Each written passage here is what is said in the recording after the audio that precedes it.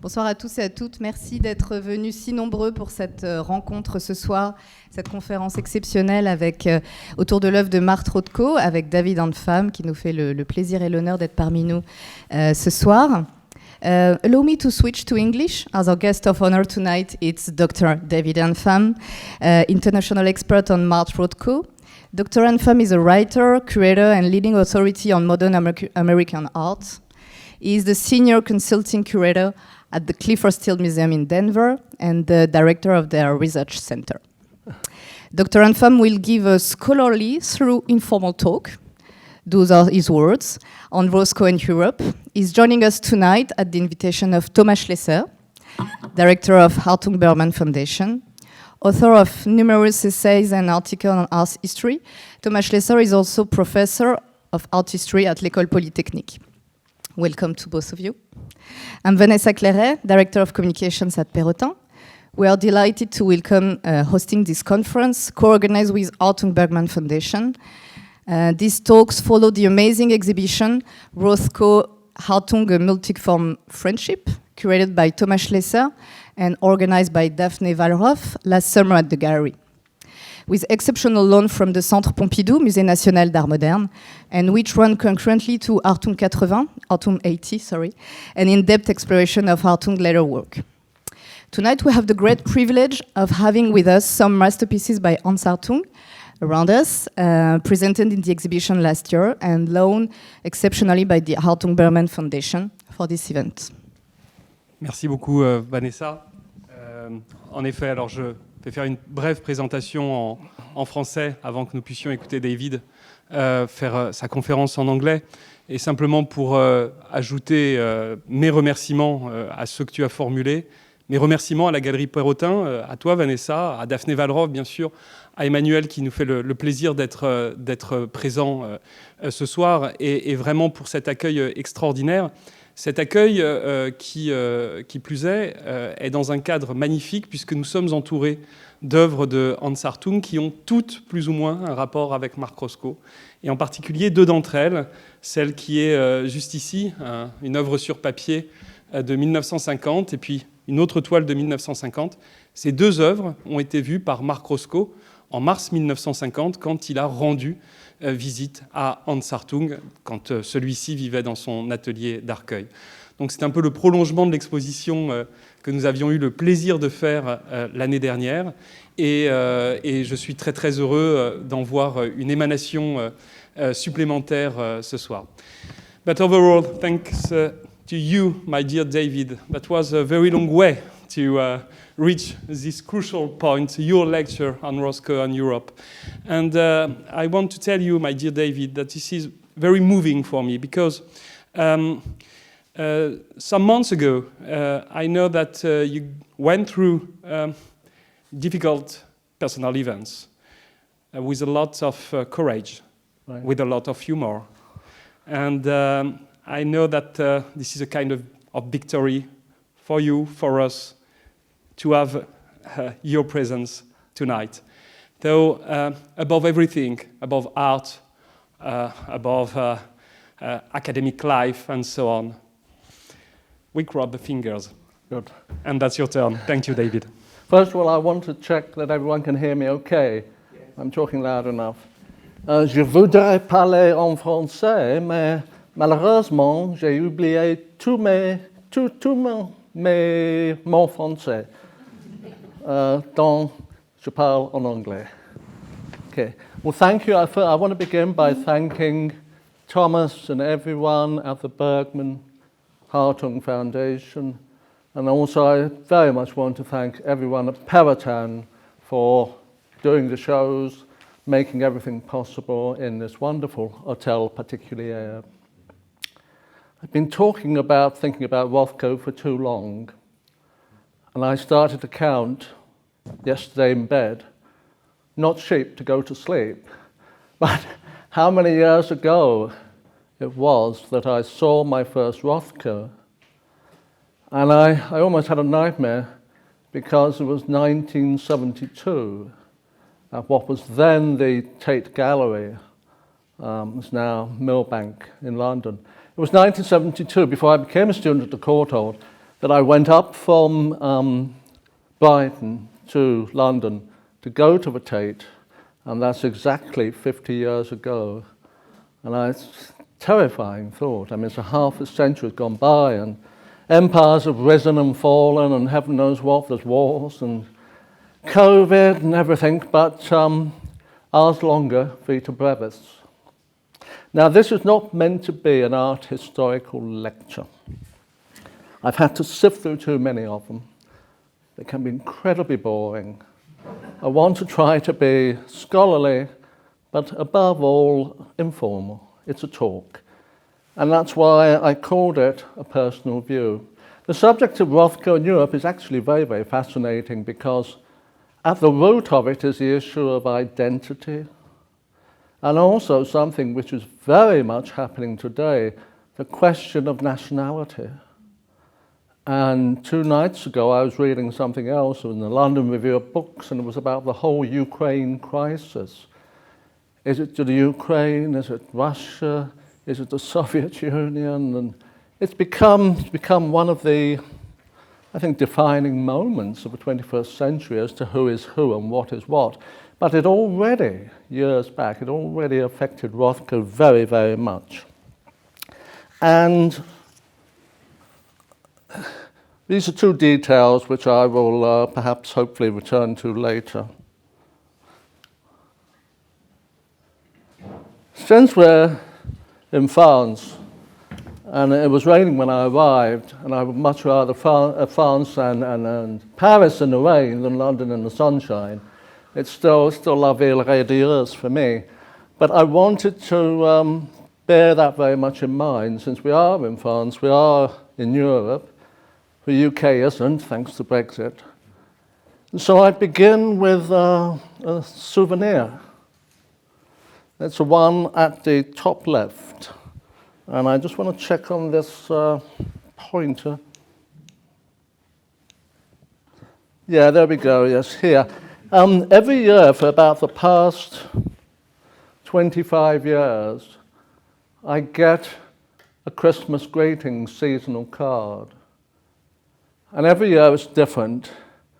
And I've now got an entire folder of these cards. And I'm not going to name names, but this is one that came, as you can see, this year. And first of all, I thought, I was in a big rush, I thought it was a football team, but in fact, not at all. And I'm going to leave you to guess as to exactly what it is. And I hope that everyone in the audience can actually identify it. It's a team, certainly, but it's not about football. The one down there, you know, I joked to Thomas that the Rothko catalogue raisonné, which you see, I don't know how well you can see here. It's, yes, there we go, there it is. I was amazed at, I don't say flattered my ego to see in a glossy magazine like Vogue, there's a photo here, and smack bang on the table, there's this huge book. And I just joked to Thomas just now that, you know, it's so heavy and weighty. There, you've got it there, Thomas, yeah. I don't want it to become my tombstone. Le tombeau d'Anfam. You know, I like to vary things a lot, and the reason I say this is because I'm very grateful to Thomas for bringing me to another artist like Hartung. And I've been looking at Hartung for a very long time. I mean, I first went on a student pass in 1973 around all the museums in Europe, or most of them, and I saw Hartung's. I couldn't make up my mind, to be honest, Thomas. You know, he's a very interesting artist, but I had mixed feelings.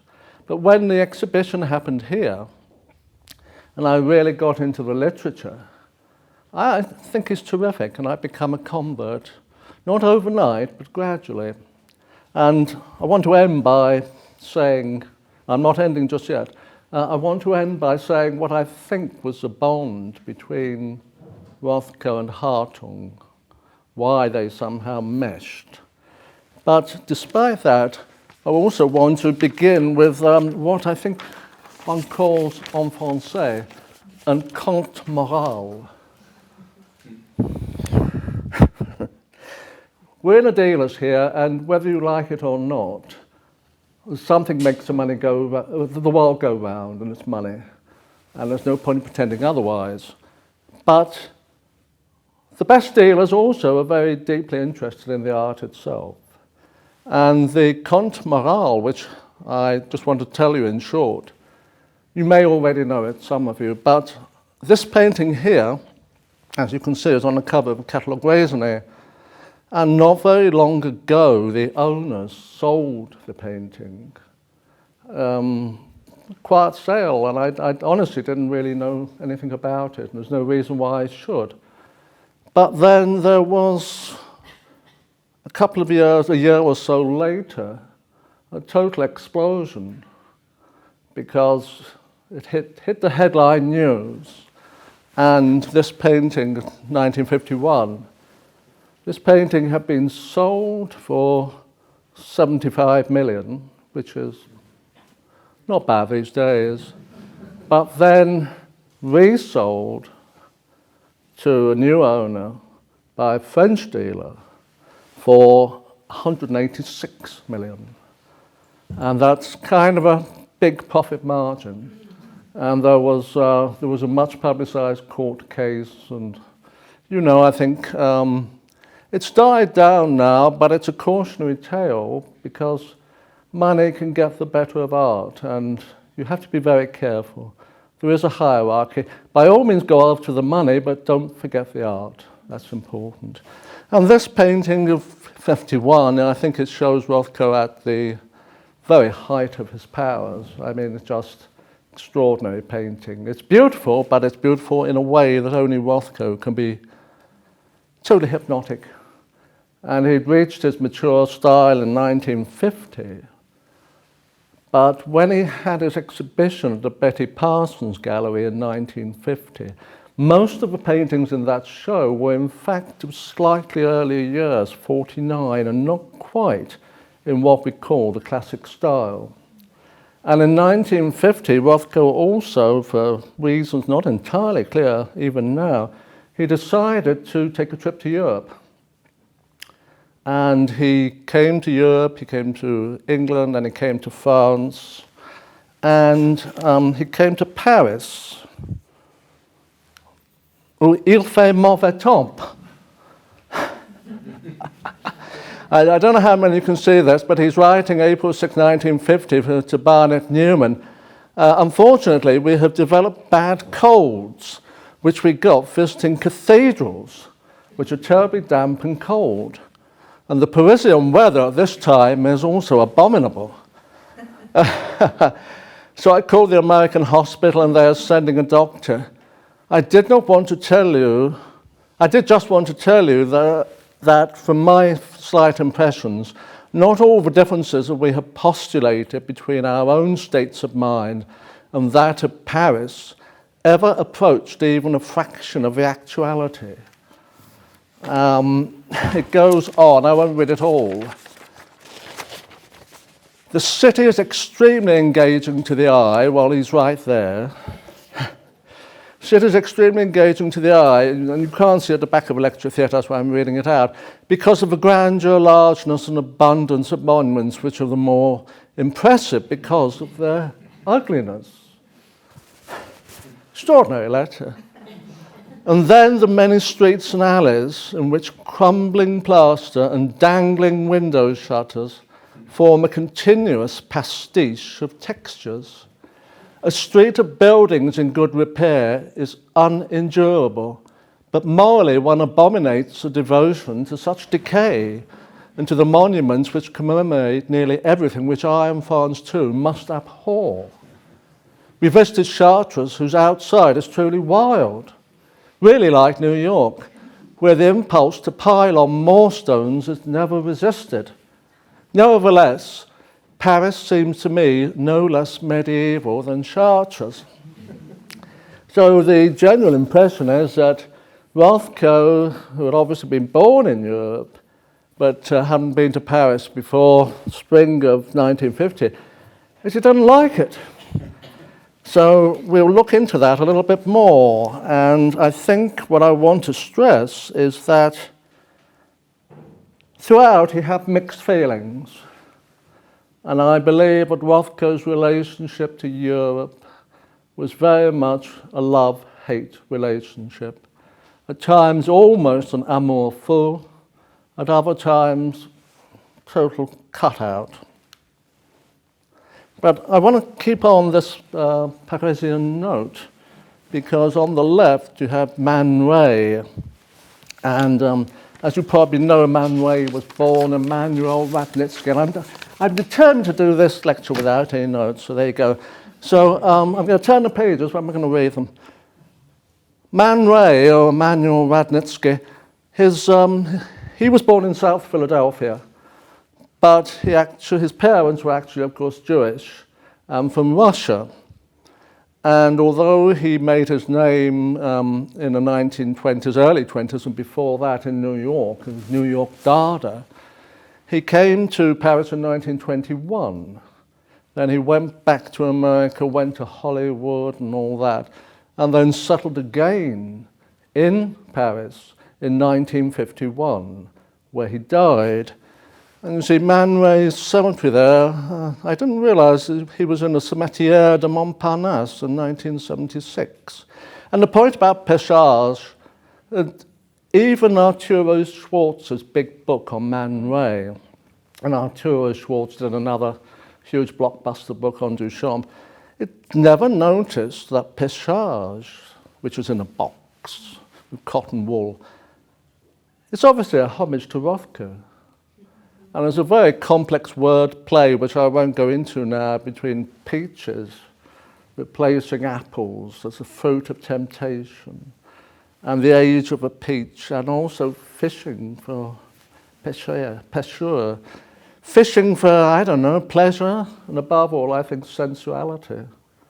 And it's also, being 1969, the year before Rothko died, or killed himself, it's also really, it's a kind of happy reflection on Rothko's sunniest moments, but a little bit of a dig at the idea that Rothko's paintings are sort of landscapes in disguise, because Rothko insisted again and again, he said, there is no landscape in my work. But then one must remember something, and I think of D.H. Lawrence, the English novelist. And apart from his novels and his poetry, probably the one saying, the one dictum for which he's most famous is, never trust the teller, trust the tale. And that's very true with Rothko, because he could be very, very subtle, complex, and above all, ironic. And he praised irony. So there's the beginnings, different levels of art and commerce, with the $186 Rothko and the big profit margin, and then the genuine homecoming of Man Ray to Paris, where he was very, very much settled and loved. And then we move on a little, because, you know, people always ask you at parties and things like that, well, what's your favorite painting, and what's your favorite artist, and what's your favorite painting by your favorite artist? And of course, it's quite impossible to, you know, do a kind of top 10 list. But I have to say that the one painting which is indelibly fixed in my memory is a homage to Matisse of 1954. And the reason I'm showing you this storage warehouse is because I saw it in a storage warehouse on the Lower Manhattan, Chelsea waterfront, and I've searched Google Maps again and again, and I just don't think it's there anymore. Everything got developed in the 80s in Chelsea, New York, not Chelsea, London. I can't find it. And a very, very dear friend of mine in New York, I said, you better have a look and see if you can find it. I recognize this immediately. I thought it was called the Eagle Warehouse. But it's not. Eagle's the name of it's a gay bar, actually, very close to there, or was. But it was a huge, huge turn of the century brick warehouse, and it had a black roof, and it was much higher than that, actually. It was about 7 stories, I would say, if not more. And what struck me is it's quite fascinating because I went in there and it was kind of, in those days, this was a fair while back, it was still quite rough. And we went up in a, freight elevator and we walked in a crowd of things and dust and there's wrappings and there's goodness knows what's going on, and art handlers doing this and that. And then suddenly there's this jewel. It's really like a jewel. They had everything taken off, covering off, back off, homage to Matisse. And it was just fabulous. And Matisse died on the 7th of November, 1954. And I calculated when I was doing a catalogue raisonné that somehow Homage to Matisse was probably the last painting he did in 1954. Now, it's commonly thought, based on a letter that Rothko wrote to Tate in Britain, in answering a questionnaire, it's commonly thought, based on what Rothko wrote in this letter, that the dark pictures, as he called them, began in 1957, and he wrote, have continued compulsively to this day. But as I spent, 10 years putting a catalogue raisonné together, that's not bad because there's 836 entries in there, and I saw 98.7% of them, including ones in Paris, which were very enjoyable. That's another story. But his style actually changed in 55. He was always doing dark pictures, early pictures, pictures of a so-called surrealist period. Even some of the multiforms are very somber. But what happens in 55 is that the style hardens, gets more dense and less ethereal. And from 55 onwards, things are different. And I find it interesting that Homage to Matisse, which is a direct reference to the great French artist, that's the watershed. So it's Europe and the memories of Europe, which is where Rothko's whole art seems to pivot back and forth in a very interesting way, and I'll extend that comparison. But everyone says Matisse, the Red Studio, was a painting I all looked at, and I'm sure it was, and you can see why. But I also think of paintings like, I don't know how well you can see from here, Nasturtiums with the Dance too. Think about Matisse, or rather what Rothko saw in Matisse. It's not just colorism, but it's that colours have weights. There's density, there's transparency, there's opacity, some recede, some come forward. This is Hans Hofmann's famous push and pull about colour and all that. And that's the key to Matisse. It's not just a monolithic idea of colour as field, which is extremely important and returns, as you can see, in Hartung's work decades later. Not just that, but above all, the resonance between colours. And you see at Matisse, you get this, not complementary, but this deep indigo blue and this burning golden orange. And the colours by themselves are good enough, but put them together and it's more than the sum of the chromatic parts. And that, I think, is what he really saw in Homage to Matisse. Again, there's another conte morale about this painting. See, he said life is full of cautionary tales. I saw it in this storage warehouse, which may be no longer, may have been demolished, I don't know. I saw it then, and it got sold. I know who owns it. And there's a mega billionaire, and not Russian, not Middle Eastern, and certainly not English, that's for sure. I mean, Leslie Waddington always said to me once, he said, oh, British won't spend any money on art.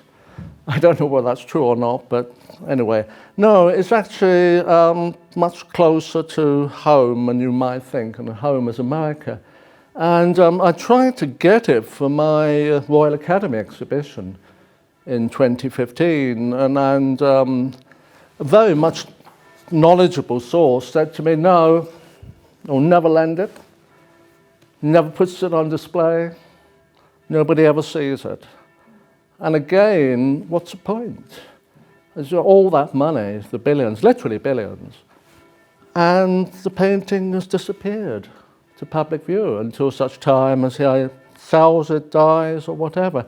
There's something very sad about that, because at the end of the day, you know, art should be for everyone. It should be open, it should be very democratic, and I can't bear this idea, which is based on the cliche of some South American drug cartel or something like that, you know, gloating over a painting in the back room and nobody ever sees it, or something of that kind. It's just another cautionary tale. But not just Matisse, and then you'll notice that I'm stressing the French connection here. Good film, by the way. Bernard, because Bernard, I saw the Bernard show here, and I can't remember. I think it was in the Musée d'Art Moderne de la Ville de Paris, or was in the Palais de Tokyo? No, not at the Palais de Tokyo. Long time back. Maybe. I'm a lot older, you think. There was a wonderful Bernard show here, and it was in that complex in the Palais de Chaillot, you know. And we drove over, actually, it was at Easter, I remember very well, because we stayed actually in the apartment of someone who's actually sitting looking at me right now.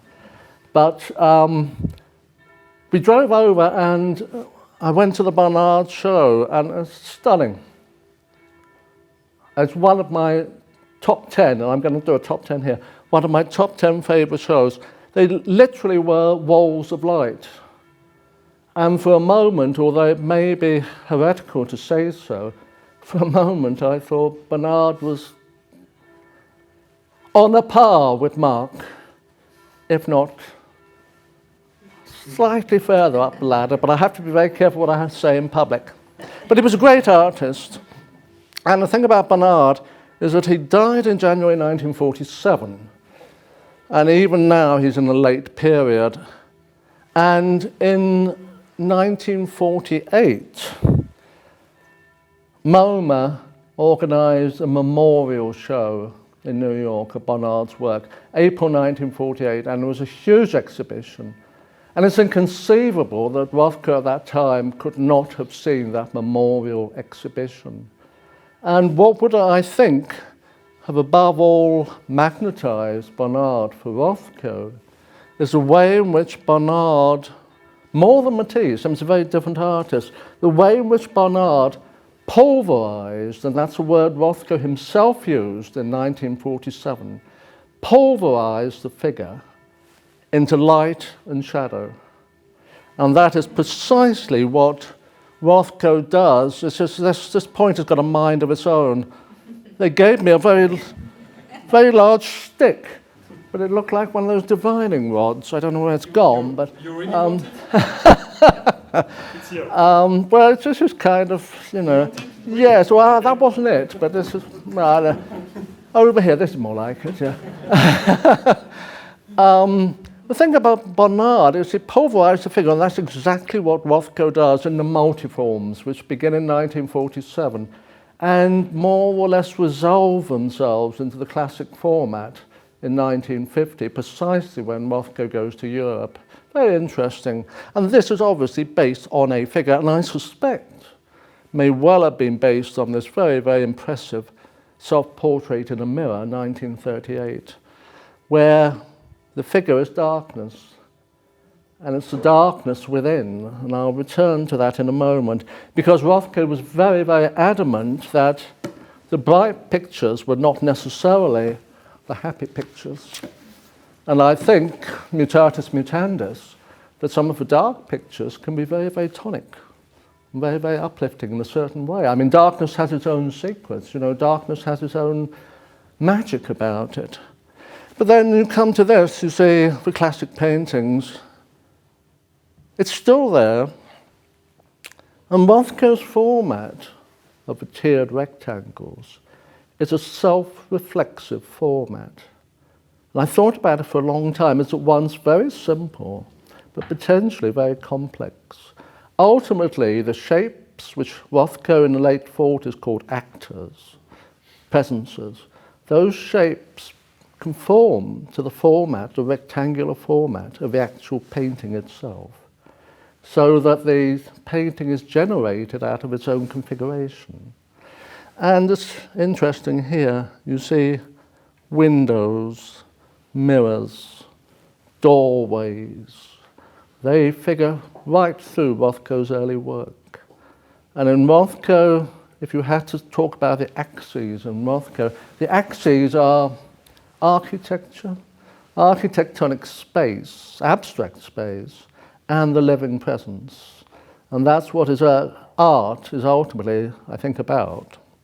Now you get to these classic paintings, and can you see it's grown, even this is 1956, but it's grown just a bit more, I don't know how to put it, tougher, a bit less atmospheric than the Phillips, Green Tangerine. And by the way, the titles that, I have to be careful what I say, but the titles which popped up after Rothko died and originated with the Marlborough Gallery, they were descriptive titles, and some of them were absolutely ludicrous, like cinnamon over reds or something like that. And you know, it's just not a cookery book. Rothko didn't give titles, he gave numbers, and they're not systematic either. But Rothko was asked about a painting like this, and he was asked by the wife of Duncan Phillips, of the Phillips collection in Washington. Here she asked him, Marjorie Phillips asked him, well, does colour mean most to you? And Rothko replied, no, not colour, but measures. And you see, measures are to colour what scale is to size. Some things can be absolutely mathematically laid out, inches, centimetres, whatever you want. But how you feel them, how you experience them, is a subjective thing. And you can get an intimate painting, and Rothko in 1951 said he was interested in intimacy. He said that was a reason why he painted large pictures. They were not meant to be bombastic. The large picture was meant to engulf you, and therefore you feel a certain rapport with it, which is what he described as intimacy. And the measures have their weights, their chromatic weights, and Rothko is about, in the classic period of the 50s and 60s, he's about balancing measures, tension. And he sometimes would turn this into a narrative for the sake of popular consumption. He said the black shape or the dark shape of the bath is like the tragic side and blah, blah, blah, blah, blah. But, you know, he could come out with a good, what's the word, shtick. That's the thing, shtick. But again, trust the tale, not the teller. Now, speaking of which, I'm keeping my eye on the clock. But speaking of which, interesting, 64 East Hampton, and this is a year that Rothko starts to think about the chapel paintings. And it's taken by Hans Nemeth, and Hans Nemeth was a German photographer who most famously did all those black and white photos and a film of Pollock in action. You know, there was a lot of them. 1950, and the classic paintings of Pollock in his studio. Nemeth was very shrewd. I spoke to his son on the phone once. Nemeth was very shrewd, and I think that the pose, the setting, if you like, the mise en scène of this photo, which I think it's a very special photo, he's deliberately chosen something like the pose of Melancholia. Dürer German, Nemeth German. Oh, it's contemplation. It's melancholy. And Melancholia is absolutely central to Rothko's later art. And I did a whole essay on it, and I'm not going to go into it now, but this idea of Rothko contemplating the colours of his works as the light went down towards the end of the day. And when I did a show which couldn't travel in 1996, to celebrate the 25th anniversary of a consecration or inauguration of a Rothko Chapel in Houston. It was an enormous show, I have to say that. And it was at the Menil. But we managed to get out the alternate chapel murals, which had only ever been shown once before. He did two sets. He did the ones that are actually in the chapel, but he did a second set, which had almost never been seen, and they're in immaculate condition. They've been in storage, but we got them out, and they cannot travel. But the interesting part for me was that I was able then to go around the exhibition when it was closed, as the light was going down, and also go there early in the morning outside normal public hours. And I could see how the paintings grow, they wax and wane with the light. And this is how they take on their sentience. And when the Rothko show from MoMA of 1961 came to London in 1962, the Whitechapel Art Gallery, it was actually seen by my great teacher and mentor, John Golding, who wrote what is still the best book on Cubism and did the Matisse Picasso show, Picasso sculpture, late Bach. John was an amazing man. I didn't realize it at the time. But he said, I went up to Rothko in 1962. I said, well, John, what was he like? I was a student, PhD student then. He said, what was he like? And he said, very sensuous man, strange, with very big red lips, and big and bulky like that. And he prized the quality of fullness in the paintings, full of colour and emotion. That's it, there's everything and nothing there. But also, Rothko said to John Golding, I get the feeling that when there's no one in the gallery, the paintings disappear. So you see, it's this idea of a kind of transaction between the painting, the onlooker, and the art object. Now, self-portrait in 1936, well, that's very, very fascinating because, see, he blocks his eyes out. They're blackened, and the eyes are famously and proverbially the mirror of the soul.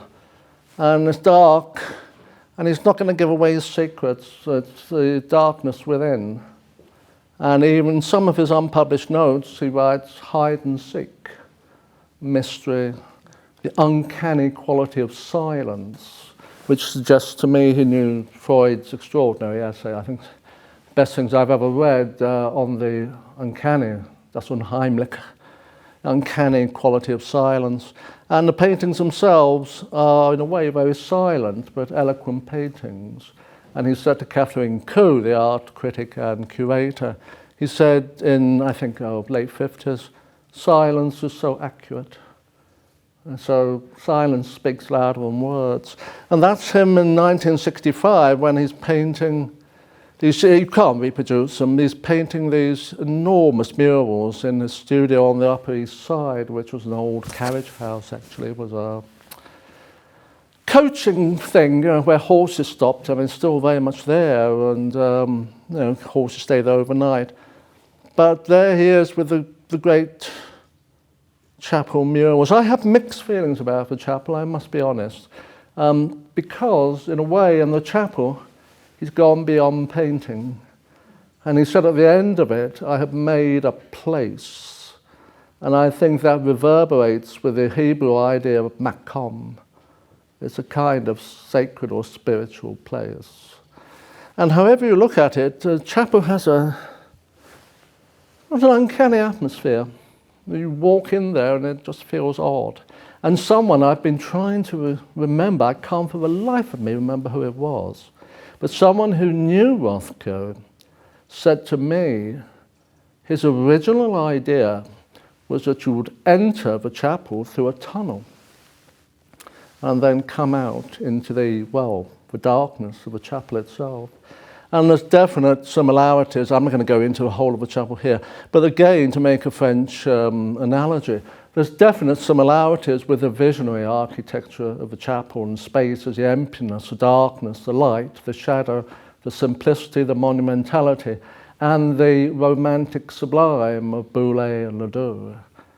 And, I went to Arc et Senons, and there's something about it, it's just extraordinary. And I don't know whether Rothko knew such architecture, he probably didn't. He knew other types of architecture, but it's in the back of my mind. And there's plenty of art on tombs, but I can only think at the moment of one tomb which has become an art gallery. And it's a Dulwich Picture Gallery in London. And the man who put up the money for it, Sir Francis Bourgeois, is actually buried in the centre there. in a space where light comes down on the tomb, exactly the same as his oculus in the chapel in Houston. And it's just a sort of uncanny similarity. I doubt if Rothko knew it. And you see, early on, Rothko is, he's looking at the art of Europe. You see, when Irving Sandler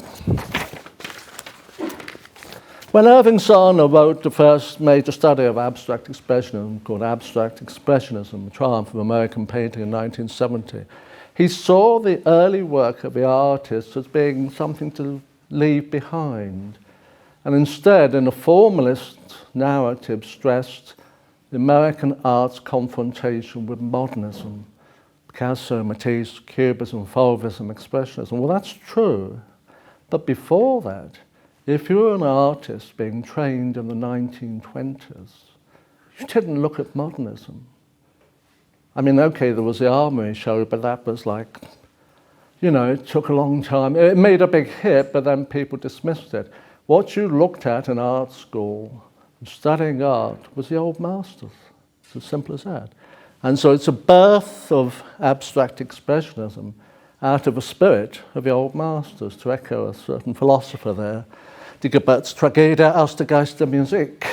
And, you know, early on, and I suddenly saw the connection. We know that Rothko was very, very impressed by Rembrandt, but you see, all the artists who really impressed him, with the one exception of Matisse, were European artists. And so Europe's absolutely at the core of Rothko's whole sensibility. And you see, early on, these are pages from a catalogue raisonné. What's something I stick? Here we go. Up there, you see three-quarter profile, looking at hands like this. Rembrandt, I can't, I've got temporary lenses, I've got cataracts for me. But in the middle there, Rembrandt's family group in Braunschweig, Rothko family group here, family scene there. There's another painting very similar to that, so-called Rembrandt's father. These are all from old monographs on Rembrandt by Meldrum and people like that. But in the middle, interestingly, Crucifixion.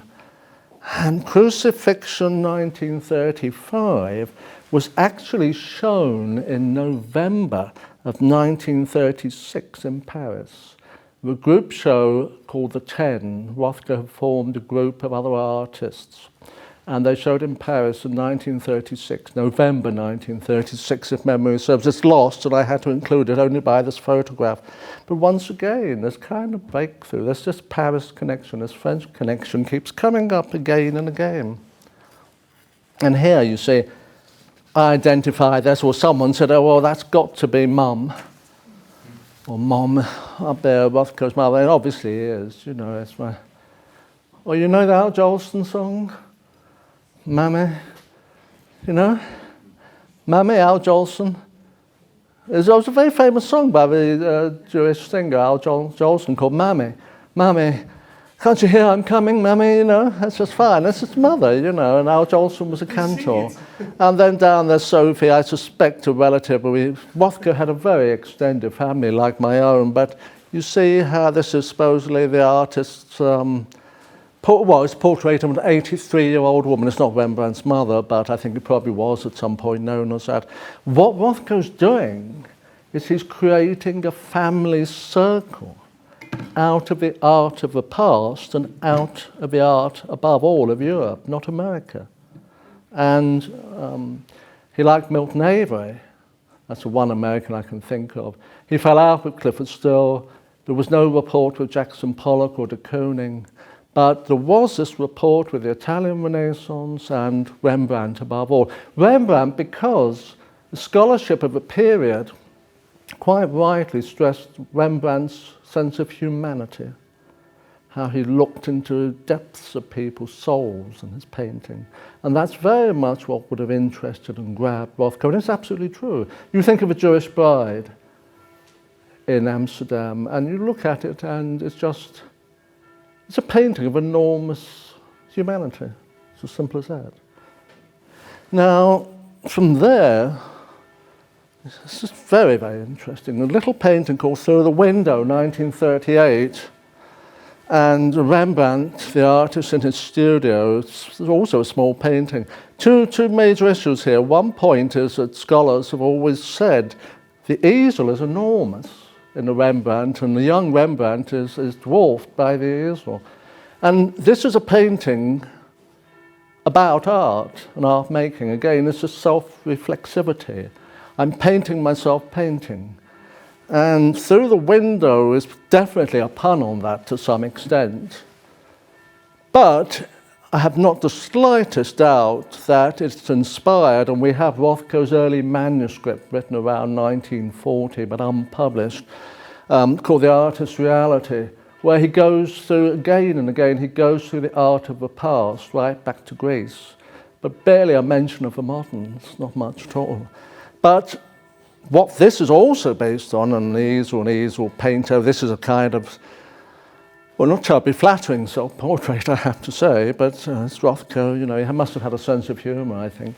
And there's Leon Battista Alberti, the film architecture, the famous window frame. It origins a perspective of painting as a window, and you see the window, and here the rectangles and the perspectival recession. It's there, that's where it's coming from. It's the window and the painting. And I think back again to Bernard, because if I remember rightly, it was Bernard who said the most interesting things in a museum are the windows. And windows are portals onto something else. And Rothko's concept of a painting as a kind of imaginative window, it comes out of a literal window. And what's most amazing, as if Rothko could see a stage manager's own future, what's most amazing is the easel. As Rothko read, long before the play ever happened. And it's just a blank field. Monochrome red and redness. It's just extraordinary. These are tiny little panels on gessoed panels, actually, small panels. The gesso itself is, of course, master surface, you know. You think of Italian murals and all that, fresco secco and all of that. And Rothko would have read Max Dorner's The Artist's Materials, which were very much based on what the old masters did or thought they did, or what Dorner thought they did. And through the window, it's actually Rothko's title. It's written on the back. So that's, you know, rather fascinating. But then you get to this, and an incredibly important painting, small, it's in most of the Rothko shows, Interior, is his title again, 1936. Interior, I puzzled and puzzled. It's all very well with hindsight to say, oh yes, that's obvious. But when you're actually in something, in the subject, you know, it's tougher. And I looked again and again at this painting Interior here in the middle. It does have a life of its own, this pointer. But Interior here, you can see it in the middle. See the clash of red and green, which you saw in that other 1956 painting. The architectonic framework, the darkness out of which these shadowy figures emerge. And then I thought maybe it was the Brooklyn Center Academy, where Rothko taught children in the 1930s. And I went there, it's still there. It wasn't that. And then I thought maybe it was a lobby of the Met as it was in the 1930s, not that. And it took me about 3 years, and all of a sudden the proverbial penny dropped, as we say in English. It's Michelangelo. The tomb of Giuliano de' Medici in San Lorenzo in Florence. So the subject is death. The subject is architecture, crucially. You see the way in which all the figures are, in a sense, framed again. The blank windows, the outrageous Maniera style of architecture, absolutely extraordinary. And above all, you see the reclining figures above the tomb, the figures of day and night, light and darkness, central issues of Rothko's art, and he would definitely have responded to that, I have no doubts whatsoever. And of course, Rothko said, no tragedy, ecstasy, doom. I'm interested in expressing basic human emotions. And that's how he, in a way, popularized what he was thinking. It was much more complex. And you get to these astonishing paintings on the right in the Art Institute of Chicago. This is an absolute masterpiece. Shadowiness. It's already there. but it's refined. And you look back and you think, well, did he know where he was headed at that time? Of course, you can't see into the future. Although, interestingly enough, he wrote 2 very, very early poems, I think in Yiddish. And one of them was called Out of the Past. They were concerned with temporality. It's very important. And in and out implies portals, windows, and above all, thresholds, which is very, very fascinating. I don't think Rothko spoke Russian. He went to Cedar for a while, and he wasn't religious. And of course, a lot comes down to how you want to define people. I don't believe in essentialism. That's not right. You are what you are. Existence before essence. And Rothko was very, very ethnic, but he wasn't religious in a traditional sense. And in fact, in the big 500-page biography by James E.B. Breslin, he's quoted as saying, "Jews have hurt me the most." So, it's not a clannish thing. He's just telling it how it is, how it feels to him. Something very interesting. The painting up at the top in the centre is called The Road. Well, when I researched it, very odd painting. You see, I had to find out a catalogue raisonné. It's not like a shopping list. You just put 1, 2, 3, 4, 5. I've had a proper catalogue raisonné. Is done by someone who really wants to get into the soul of the art and understand it. And the National Gallery, to their dubious credit, thought I was just doing the work just so I could get trips to nice places, 5 days in Paris, a couple of days in Berlin, and so on and so on. Not so. I had to see all the works, over 800 of them, in order to fully understand what it was. It's not a catalogue raisonné of photos or reproductions. It's a catalogue raisonné of real things in the world. And until you do that, until you do the hands-on research, the field work, you don't understand the artist. And it's very fascinating and very quickly. I couldn't fathom it out, but one evening, we'd gone out for the day to see some Rothkos in Long Island in the Hamptons. And we were driving back, Fred and I, we were driving back, and there was, I'll be careful what I say, but it was a shitty area. And you had to say that. And, I got stuck in the traffic and it was raining and all that. And I said, "Stop!" Poor old Fred slammed on the brakes. And Fred was my life partner. Slammed on the brakes, stopped, and I said, "That's it. It's Atlantic Avenue at Nostrand Avenue. Can you see if a single go? Can you see that thing there? That's a red big building, and it's the 23rd Regiment Armory. Armories were built at the turn of the century all over New York. The reason was political, to keep people down, just in case it was a revolution or something like that. And that's it. It's crenellated at the top. It's massive. And there's the L up above, the vanishing perspective which recurs in the road. In the road, you see that. Sorry about this. You see the elevated on that side. And the point is, I actually, much later, just before the catalogue raisonné was published in 1998, I actually decided, it was in the winter, to actually take a subway out to Brooklyn, to this area, extraordinary area, it still is, probably much more gentrified now, but then it was almost totally Jewish and very gloomy.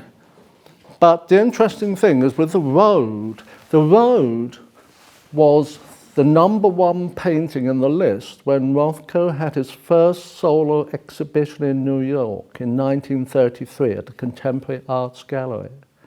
Now, once I figured that out and matched the painting to the title, things started to make sense. It's a bit cliche, but it's a road of life. Why? Because Rothko was born in Finsk. Now, here we come to very, very contemporary matters, because I have to say it, Rothko was Russian. He wasn't Latvian. And it's very, very tricky for me because I was invited to talk on Rothko at the Hermitage in Leningrad. And then every so often the Latvian embassy in London invited me for some, I don't know, cocktail thing, and I gave a talk there and all that. Well, I had to be very careful. When I was in Russia, Rothko became Russian, and when I was in London, Rothko became Latvian. So, you really had to juggle things like that. But the point is, he was Russian. He didn't speak Russian, he spoke Yiddish. But he was born in 1903, I don't know how well you can see this here, in what is now in Latvian Daugavpils. And Daugavpils, very quickly and very shortly, Daugavpils means a fortress on the Daugava River, you said?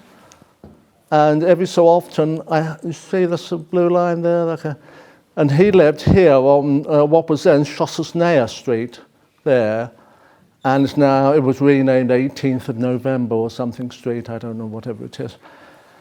And the interesting thing here is that it's a major street out of Dvinsk Daugavpils, you see. It's a big, long street. You can see it there.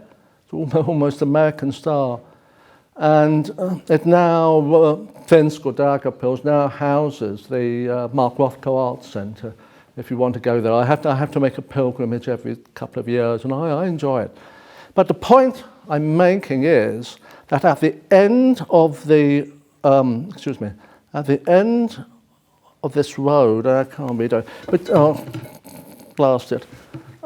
See the road and see the red dots where Rothko would have lived up there, and you come down to the end of it, and there is the fortress, which is a Tsarist fortress built in 1812 to keep Napoleon out. And obviously didn't work. But the point of the story is Rothko must have remembered the vanishing perspective westwards and out towards the west, towards a new world, which was where he was born. It's really very fascinating. And this is the entrance to the fortress here as it is today. I went there just before COVID shut down. It's a very formidable building, and you see two fortresses, a fortress of Brooklyn and a fortress of Daugavpils-Dvinsk. And here we come back to the ethnicity of Rothko, and you see it's about roots. And the roots are Jewish, and the roots are European. I mean Judaism, well, it depends what you want to call the Western Europe, but the Mediterranean world, Israel, Palestine, Pale of Settlement, where Rothko was born in Russia. This is the old world, it's Europe, and that is Rothko's makeup. And Dory Ashton, who wrote one of the best books on Rothko, though not quite as good as mine, but still very, very, very good, she said that Rothko felt very Russian, and in a sort of almost cliched way. And it's interesting because in 1929, Rabbi Lewis Brown wrote an illustrated Bible called the Graphic Bible. It was a bestseller.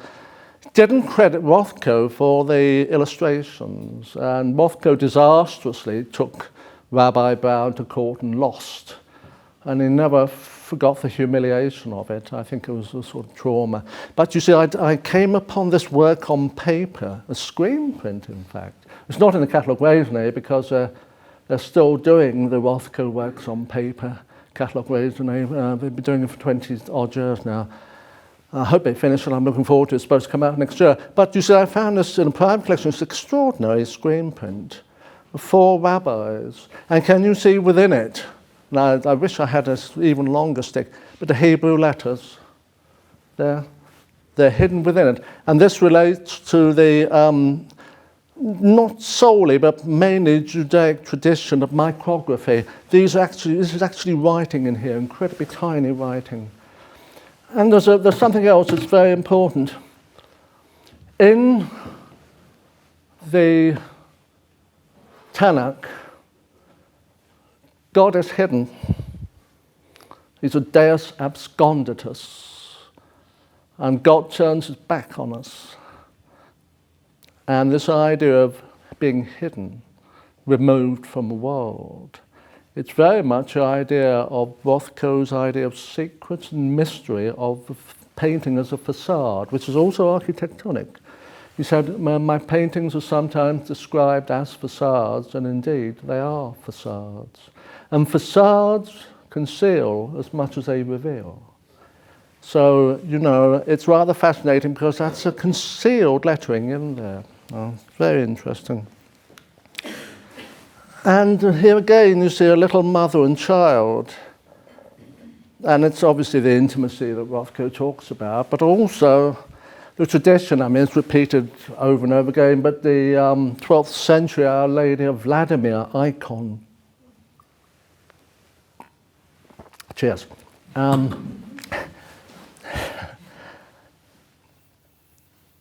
You can see how close he is to it, and what he would have liked about the idea of the Byzantine and Russian icons is that they're not just spiritual objects with their own auratic presence, which is what he thought his own paintings had, and they do if they're really good. But above all, they're about this burnished glow. You know, the gold laid down, the sense of radiance, but also the sense of fullness. Very much full image. And again, you see, no one thought about it. But I look very closely. Fantasy 1945, a so-called surrealist period. It's a misnomer. He never really believed in surrealism. Though he did like Salvador Dali. But you see, fantasy, see the structures, the semi-abstract structures in here. They're the curlicues, the shapes cut out like that. Oh, excuse me. They're based on Hebrew Haggadahs and Bibles, and the Spanish Bible here. These are the implements of a temple. Lighting candles, a menorah. You see the way the horizontal elements are, and you actually even have here a menorah figure, schematic personage with a head and the candelabra of a menorah. And the crucial thing to remember is 1945. And 1945 is the year that the terrible revelations of a Nazi genocide finally hit the world, and Rothko was not have been immune to them. There's no question about that. And in 45, and he doesn't just do this, which has this encoded Hebrew imagery. He also does his biggest painting to that date called Rites of Lilith. It's in the Museum of Modern Art. And Lilith, I went into a lot of Hebrew folklore, Judaic folklore. Fascinating. Lilith was a monstrous, child-killing demon. And you can't talk about killing children, Jewish children, in 1945 without seeing the obvious context. So Rothko was by no means immune to world events. And then he gets to the murals, and what's interesting here, he goes back to Michelangelo, and he says the room and the vestibule to the Laurentian Library, the sacristy of San Lorenzo. He said Michelangelo makes the people in that room, when you go into it, feel as though they're trapped in it, and all they can do is butt their heads against the wall forever. And I'm quoting him almost verbatim from memory. And the murals are full of this sense of enclosure, and they're full of, well, not quite windows, but thresholds is a word for it. And the Harvard murals, which have faded, they're sort of columnar personages. He's almost gone back to the semi-abstract personages of the early 1940s. And it's hasn't often been marked, that Vincent Scully, I heard Scully talk once in Washington. He published a book in 1963. I don't know if Rothko knew it, but it's very interesting, called The Earth, the Temple and the Gods. So Scully was a great American architectural historian, but he liked to take his own photos. And the publisher said, I want the proper photos of buildings and places. But no, Scully insisted. He was a quite extraordinary lecturer, so very sort of Irish and like that, there you go, lecture. But he took his own photos, and they're often blurry. And they stress the abstract quality of the Greek temples. And okay, the Seagrams are 58 before Scully's book appeared. But I find this an interesting coincidence, this sense of the column, the shapes, and the openings, and the vistas onto space.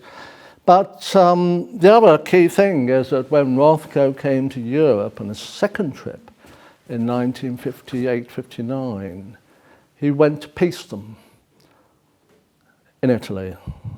And the story goes that some local lad came up to him and said, "Are you here to paint the temples?" And Rothko replied, "Tell them I've been painting Greek temples all my life." So he's kind of canny. And I have to put down a canard because when excellent art historian Robert Rosenblum wrote a book called Modern Painting of a Northern Romantic Tradition, Friedrich to Rothko, he linked Friedrich and Rothko in a way which is very, very tempting, but he himself had some doubts about it, because Rothko wouldn't have known Friedrich and he wouldn't have liked him. You see, the thing about Rothko in Germany, he was asked when he was still alive by Werner Haffmann whether he would have a show in Germany. I think this was early 60s, something like that. And Rothko replied he would never have a show in a country that had done such harm to world Jewry. You see, he hated Germany. And there was actually one show of Friedrich's work in New York. And it was organized, I can't remember what it was called. It was, I think, in actually 1941.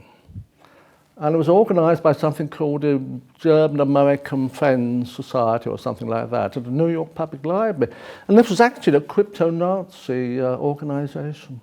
It's extraordinary. So if anything, he would have been completely against it. The real connection, and it's a deeper one, it's not a direct influence, the real connection is a sense of the mysterious, the nebulous, and above all, what Rudolf Otto called the numinous. And the numinous is associated with the uncanny, with presence, with sublimity. Oops. Yes, well, I don't think I've missed anything there. And time's getting on. Yep, no, sorry. Yeah. And so we come to Hans Hartung. And the question is, what are the links? I mean, these are details which Thomas has very kindly given me, and we've got the Hartungs up there. These are details from various Rothkos. Well, first of all, the haziness of Hartung with sprayed-on paint has to do with something which, to me, has never been fully explored. It's the blur. The blur is something between the gesture and the Anfam, the formless. It's a midway thing. And blurring is associated with dreams, with memories, with time. Remember flashbacks in those old Hollywood movies where it goes blurred like that? You know? Actually, 1947, Robert Siodmak painting called Out of the Past, wonderful film noir. But the blur is very, very important, and Hartung turns the blur into rather mechanical. He actually uses a spray. And Rothko does it with what he calls paint that seems to be breathed on. That's one thing. But what's very, very interesting, and what we didn't know until Thomas and his archives suddenly hit upon this crock of scholarly gold, so to speak, is that Rothko and Hartung were evidently great friends. I didn't know it. I'm told that Christopher Rothko didn't know it. Who would have thought? And why? Well, one, the blur. Two, Rothko could be actually quite visceral. You see, he would scrape, and this is what used to be a melon painting. This layer scraped and splattered into there. It's very hard to see, but you have to see the painting itself. And there's quite a lot of Rothkos where he's used a very stiff bristle brush. So to get these tiny specks of paint, which are almost pointillist. They're extraordinary. Nobody noticed them because they haven't looked closely, but you get this effect in Hartung there, very much in the one in the centre. You see, this was, I don't know, it's the atmosphere, the envelope, you call it. And I think, well, one we know, as Thomas has informed me, we know that Rothko visited Hartung in 1950, in April of 1950 in Paris. And I never knew that. It's extraordinary. I think he may have seen the NAM fairs and all that, but going to Hans Hartung, I don't know why. And I don't know whether, we'll soon hear whether Thomas has some Roman clef to unlock it all. But he came to Paris and other places, and despite the weather, despite having a cold, despite the fact he couldn't stand the buildings and everything was ridiculous, he got to know Hartung very well. And Hartung, I'm told, is documented as having visited Rothko's studio in New York at least 3 times. And this, to me, suggests that perhaps, you see, this is Hans Hartung's photo of Mark Rothko in '64. And this, to me, suggests something at a very basic human level. Rothko was allergic to Germans. But to use a cliché, and sometimes clichés are true, and that's why they become clichés, Hartung was a good German. Anyone who fought for France and lost a leg against the Nazis gets a big thumbs up from me. And I think that Rothko felt the same way. And this is one of the very rare photos taken of Rothko looking happy in this period, when he'd increasingly succumbed to depression. And last of all, coming back to the idea of roots, the old world, the new world, America, what did Hartung see in America? I obviously saw a new world. And what did Rothko see in an old world? Well, a combination of things he liked and things he couldn't stand, against a love-hate sort of synthesis, you know. But there's a very interesting photo by Emile Bernard of her husband, Hans Hartung, in front of the Americana Hotel, New York in '64. And I don't know what to make of it, because whenever I talk to people, they say, well, what got you interested in American art? And I said, well, don't tell anyone, but what really interests me is not American art, but Americana. That's America at a sort of gritty level. That's what makes America America. That's why most Americans hate Los Angeles, because it's the most American of cities. And I love it. And they always say, well, San Francisco is like a European city. That's not true at all. I hate San Francisco. It's wet, it's cold, it's damp, it's hilly, there's no taxis, and it's full of homeless people.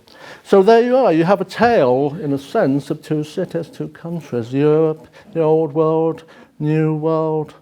Rothko Jewish, Hartung not, obviously. And I just think they bonded. And now Thomas will tell us a bit more about, I hope, the Hans Hartung side to the story. Thank you very much.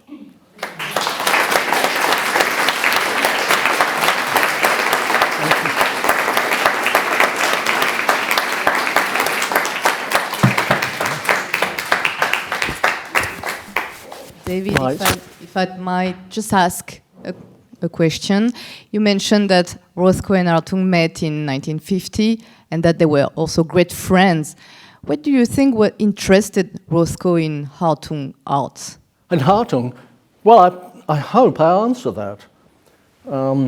But again, I think the fact he was a good German at a human level, the blur, which Hartung, in a way, Hartung perpetuates things in Rothko decades after Rothko's dead. And he takes them into a whole new world, which is going to lead to very, very different distances and perspectives and what Rothko had in mind, the idea of a somewhat mechanical, well, what would you say, technique, really.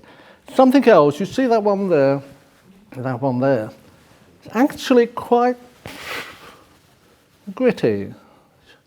And Rothko, when he was in Cornwall, said to one British artist in 1958, I think it was, he said, look again, I'm the most violent of all the American painters. Behind the colour lies a cataclysm. You see, so there's this sense of, and there is this great tension of the gas is compressed to breaking point. And you get this rawness in Rothko. I showed those strips there, and they're quite visceral. And I showed up there, I didn't talk about one multiform, which is really like a charnel house, you know, parts of the body and a kind of crucifixion gone terribly wrong. I think, Rothko, to answer your question, I think he liked Hartung's sense of a nitty-gritty, but also that could be a matrix for spirituality. Beyond that, I think he was just really happy he found a German who was simper.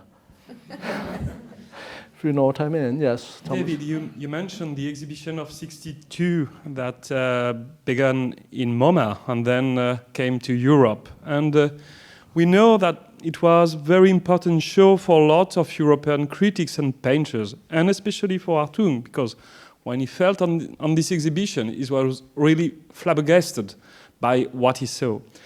What was the importance of this exhibition for Rothko himself? Good point. I think, am I supposed to be using this or no? I don't know. I don't care. Off it goes. Well, the first thing is that there was only one really early painting, and that was the so-called entrance to subway. Figures going down. It's a Nostrand Avenue subway, by the way, there. And there's the plaques on the subway rolls in terracotta. They're still there. I took a photo of them as an N, like that. He only ever showed that one painting, and yet he kept back the whole of his output. The catalogue raisonné divides, oddly enough, almost 50-50. 400 earlier paintings before 50, which are predominantly figurative, and then another 400 from 50 onwards, which are all abstract. I think that he didn't like to bare his soul, and I suspect that the effects of the 61 show may have been almost negative, although it met with great success. By that time, or certainly by a couple of years later, Rothko had become totally alienated from pop art, and he saw this as a kind of revenge of the young against their elders. I think that show was something of a turning point, because don't forget, 61 is the year also of the Harvard murals. And Rothko begins to lose faith in his audience. The Seagram murals end up in a restaurant. The Harvard murals are commissioned for a Society of Fellows in a dining room, and it's actually food on them. They've been taken off. And then 3 years later, he gets to the chapel, which is it's an end point. And concerning this chapel, this is very sensitive and difficult to speak about suicide, but how can you explain that he committed it, whereas he was so concerned by this chapel? Don't you think that this is a kind of big frustration for him? And yes, I think you're right, Thomas. You see, by the time he completed, most of the work for the chapel was done in 65. We're not actually absolutely certain when the commission was. I don't know, but 64, I think, the commission. No, maybe. Yes, it was 64. And the interesting thing about the contract to Domineer is that he's to illuminate the chapel, and he produces these very dark paintings. So it's a kind of, I'm reminded of Matisse's black light at times, and Matisse's use of black, go back to there. But I do think, to come very much to the point, I do think that the chapel was such a big undertaking for him, physically, He'd become, he drank a lot. He'd been diagnosed with an aneurysm, and his health was not good at all. And I think that with the chapel, he felt he'd achieved what he was going to achieve. And as Arthur Danto wrote once, beyond the chapel, you're beyond painting. A last question, David. We worked a lot with Pierre Watt on this issue, a very particular issue. We know that Hans Hartung was collected in the 30s by Albert Eugene Gallatin. By Albert Eugene Gallatin. Right, interesting. The Museum of Living Art. Right. And Clement Greenberg said that the picture of Hartung, which was present in the collection, was really impressive for a lot of young American artists in the 40s, because that was the most spontaneous one. In your opinion, is it possible that Mark Rothko visited the Museum of Living Art in New York, and is it possible he saw this work of Hartung? It's possible, but I don't think we'll ever know for sure. To be honest, if I knew for certain, I'd give you a definite yes or no. But what I'm giving you is yes or no. But I don't know for sure.